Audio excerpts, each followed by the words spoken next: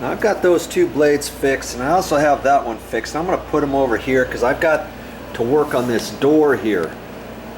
You know, I'm going to let those dry a little bit longer because I want all the glue to dry, because I don't want to mess up my felt tip pins. Okay? And speaking of all of that, I've wiped off the edge of this the best I could, and the next time you use this, you can take a pin and put it down in there, and if you can't get it, you could cut the tip of this off just a little bit with a sheetrock knife or some cutter, some electrical cutter, something like that, and then you may still have to get it out there. That's the hardest thing about this. If you don't use this again for 3 or 4 months, how do you get it out of the container?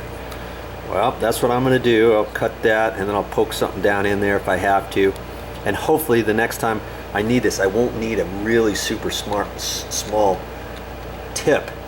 If I do, I'll have to get another one. Okay, so this one's going to last me for a while longer. I'm glad I got that.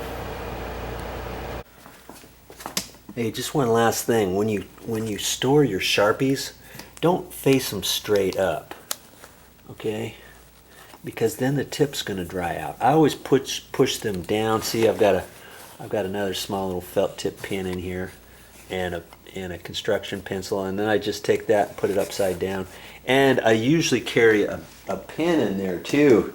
And here's my pin. This is my emergency pin because my other pin went out, and so I've got to get another pin because it's always good to have stuff like that. Okay. And then same thing with my monster Sharpie right here. I'm still going to put that upside down.